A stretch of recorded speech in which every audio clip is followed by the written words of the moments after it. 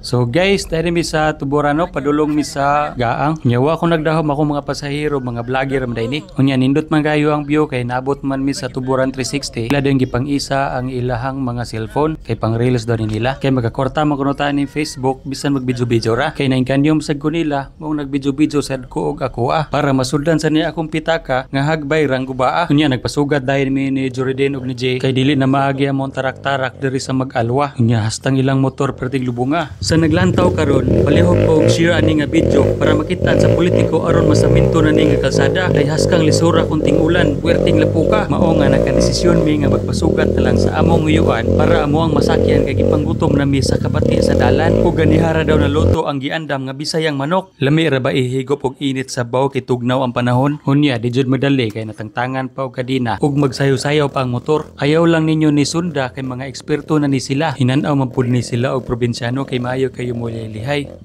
Sama ni o.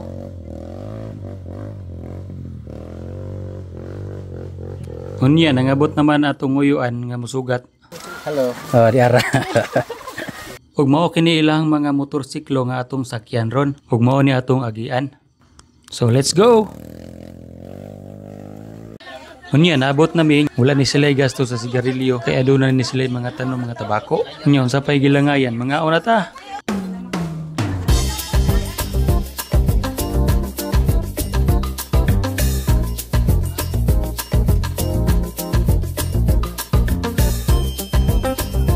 Unya busog naman pwede na ta manguli. Ini atong gwapo nga driver no. Si Tio Adon. Laras gyapon bisag danglog ang kalsada. Unya nagulan pa jud. Ang kanin nagsunod si Tio Bibin. Unya nagsunod pud si Tio Korsing. Wala nakita sa atong video kay kinunsihal ra do yan dagan.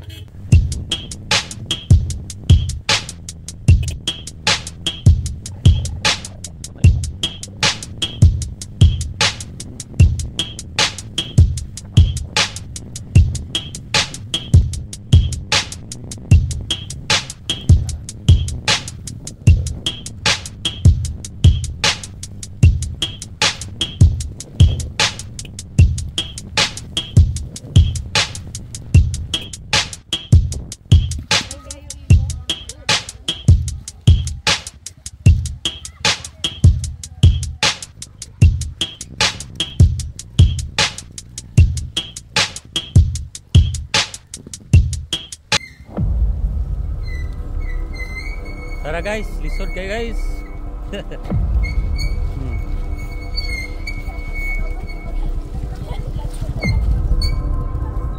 Kaya pa guys.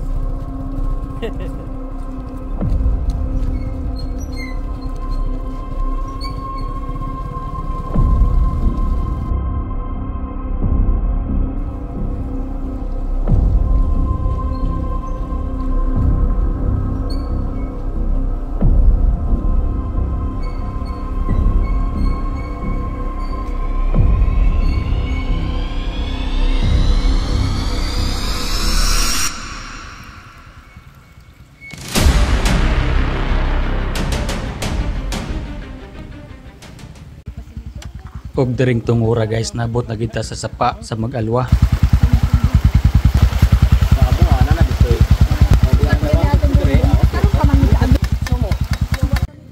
Bye bye. Thank you.